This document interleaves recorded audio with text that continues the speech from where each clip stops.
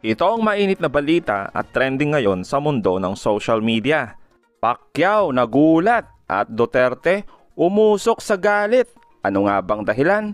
Well, let's find out. Dismayado at nagulat ang dating senador sa galawan ngayon sa Senado, lalo na ang ginagawang pagdinig sa PIDEA leaks. Masyadong matamlay ang tanong kay Maricel Soriano habang panay ang banat kay Morales. Tila nagsasayang lang tayo ng pera ng bayan at nasisira pa ang pangalan ng Marcos at Duterte habang panay pasikat ang iba dahil nalalapit na ang eleksyon. Kaya naman hindi nakapagpigil ang isang supporter na birahin itong si Bato at Jinggoy. Yung mga question na dapat kinross exam. Anong sabi ni Senator Bato doon? Okay, that's all. Kasi magpahinga ka na. Yun ang gusto kong confirmation. Pasalamat at nagpunta ka dito. Pasensya ka na. Natanong ka namin. Ganun ba dapat tayo magtrato sa mga tao? Pero pag kay Morales, sisigaw-sigawan ni sino nito? Sisigaw-sigawan ni Jinggoy at sindak-sindakin ninyo. Ano Morales? Magano ka dito Morales?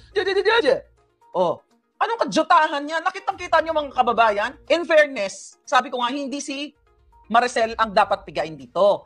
Diba? Dahil hindi naman siya nagnakaw sa kaban ng bayan. Ang problema, diba? Ano ba dapat ang mga resource person, pipigain mo kung sila ba ay nagsisinungaling. Kasi nag-take sila ng, di ba? Ngayon, ano nangyari doon?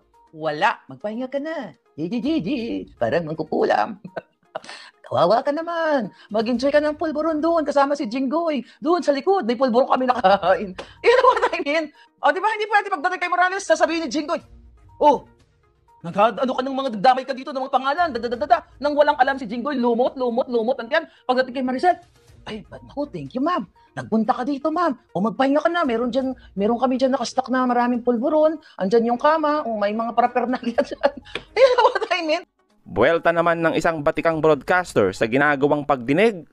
Grabe, Tindi, Dahil nga ho dun sa clarification report or pagsasabi na nga po ng PIDEA na hindi ho kapanipaniwala nga yung mga akusasyon po ng testigo na si Jonathan Morales. Pinatulan kasi ni Bato de la Rosa.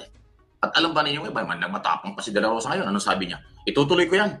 Walang pwedeng makapigil sa akin. Wow, ayan Ito po yung nakapagtataka sa Senate President at sa ating Senado. Pinapayagan ni Senate President Mick Zubiri at ng buong Senado ang ginagawa ni Bato de la Rosa na patulan itong chismis at fake document, dismiss police, dismiss agent ng PIDEA na si Morales sa paninira sa ating administrasyon kay Pangulong Marcos. Pinayagan yung committee ni de la Rosa banata ng administrasyon at sinasabi niya kanyang itutuloy pa kahit sinabi na ng pulis at ng PIDEA walang ganyan dokumento. Di ba? Dapat tapos na yun. Paninira, invento lang nung yung Jonathan Morales na yan na wala namang kredibilidad, ang daming kaso. Kung walang katotohanan, bakit nga ba pinapayagan pa ni Bato ang lahat ng ito? At bakit hinahayaan niya na masira ang pangalan ng Marcos at Duterte? So, sabi ni Gerald, ano naman pwede ikaso kay Morales kasi ubod ng sinungaling? Sir, hindi po kayo ang pwede magsabi na sinungaling siya. Ang magsasabi nun, posible yung PIDEA. Pero nasa sa kanila kung paano nila patutunayan yon. Ang problema, tinawag siyang sinungaling tungkol doon sa mga dokumento na sinasabi niya ay totoo. Ang problema ng mga PIDEA officials ay wala sila po ang kulang sa ebidensya. Si Mr. Morales po, ay nagpapatunay na tunay yung dokumento kasi po siya yung author. At ni isang PIDEA official po, walang nagsabi na hindi totoo na si Mr. Morales ang gumawa ng dokumento na yon. Sa madaling sabi, inaffirm pa nila yung sinabi ni Mr. Morales. So unfortunately, kailangan i-support ninyo yung sinasabi ninyo at sinasabi din ng PIDEA na sinungaling siya. Okay, sabi ni Joanne, alin ba ang mas may integridad at kredibilidad? Ang salita ng isang convicted o isang kinasuhan na absuelto naman? Okay, if you're talking about Senator Jinggoy versus Mr. Morales, para sa akin, mas simple yung ganito.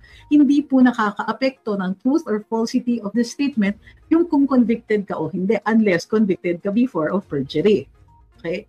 Pero ang sinasabi ng ating hukuman ng Korte Suprema, kahit pa nga ginawa mo ito dati, it doesn't mean that at this particular instance, hindi mo rin ginawa.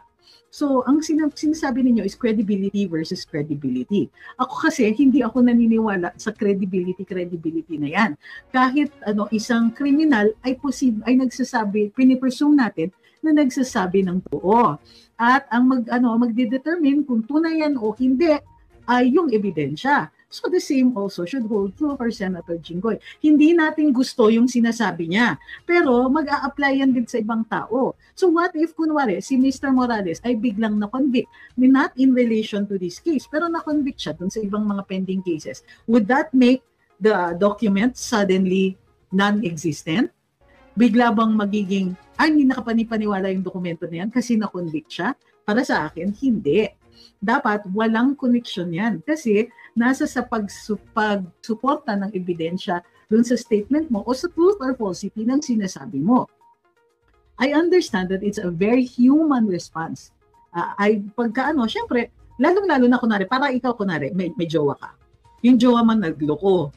So mahirap paniwalaan, syempre, the second time around. Dahil may kasalanan siya sa'yo at nasaktan ka. Pero para sa akin, the presumption is always that the person is telling the truth unless you have evidence otherwise. Sabi ni Blessed by God, mayabang si Jinggoy. Ay, doon tayo.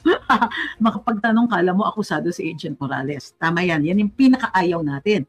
Resource person po si Mr. Morales. He is rude, sabi ni Ma'am. Halatang feeling elite, mata pobre, mataas ang tingin sa sarili, nagmalinis, siya naman ang convicted due to corruption. Ayun.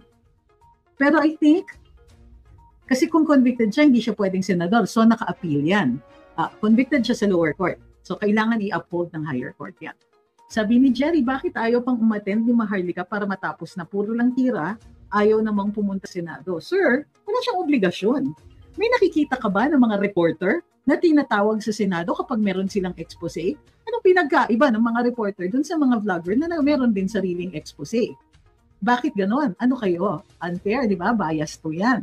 So, bakit nyo dinidemand kay Madam Maharlika na magpakita siya? Samantalang in other instances, hindi naman natin nakikitang pinapatawag ng Senado yung mga reporters o mga komentarista na may expose. Instead, tatawagin nila yung mga tao involved itself. Hindi nga po awkward.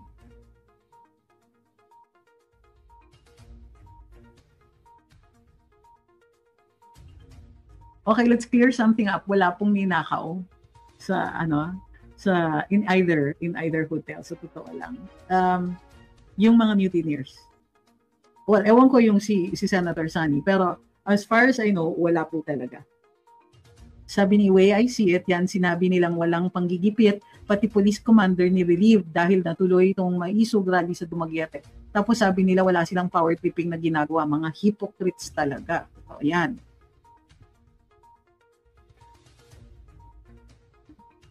Sabi ni Gilbert, bukod sa leakage, control and confidential report, safety concern.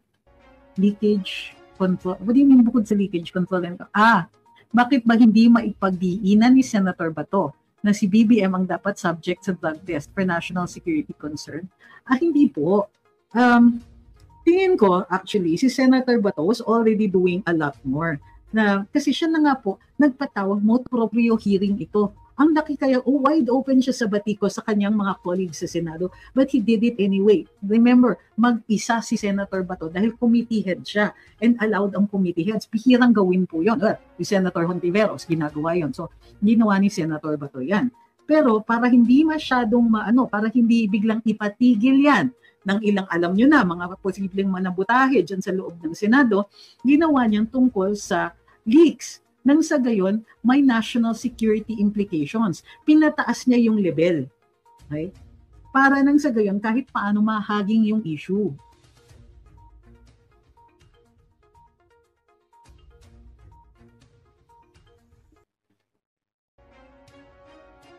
Sabi ni Ma'am Rachel, frustrated ang mga tao dahil sa nangyaring hearing. Agree ako, very, very frustrating. Pero ang tingin ko, waging-wagi naman si Sir Morales. Bakit? Siya yung lumalabas na credible. Kahit ganun po yung mga katanungan ni Senator Jinggoy, nakakasagot siya. Para sa akin, win. Win yan. Ang medyo frustrating lang is, Ba't ganun lang ang tinanong kay Ma'am Maricel, no? Hindi na, ano ba naman yung itawid mo ng konti? Teka muna, andyan ka na rin lang. Ito bang laman ng dokumento? Kasi hindi nyo alam. Sabi niya kasi hindi niya alam yung dokumento na yun. At tama naman. Siya kasi yung subject for investigation dapat. So, kung ako, andyan na rin lang, Ma'am Maricel, andyan ka na rin lang. So, natanong. Maganda yung natanong kung kanino yung kondo. At inamin niya kanya yon, although binenta niya later on. Yeah? So, posible na at the time of the request for warrant, nandun pa siya. Ang sinasabi niya kasi hindi niya maalala kung kailan siya talaga nag-vacate or kailan niya yung actual sale. Ayon dun sa Google search ni Miss MJ, October pa. Pebrero yung request for investigation. So, maganda, consistent si Mr. Morales. Well, yun nga, sayang, may mga missed opportunities, pero ang tingin ko, medyo kinakabahan talaga yung mga nagtatanong, na kinabahan din talaga. Para sa akin kasi, Rubicon yun, point of no return yan. Kung itinawid ni Senator Bato yan, ayan na po, bukas na po yan. Pero, he's already doing a good job na ipasok na niya yung kaso, na pag-uusapan itong issue na ito. And in fact, tinalakay yung tungkol dun sa drug test. Of course, PIDEA, nag-justify. Kapag negative daw, mabilis daw talaga yun, and so on. Pero wala namang chemist pa. So, ibig sabihin, may isa pang hearing. So, wag masyadong ma-frustrate, may isa pa pong hearing.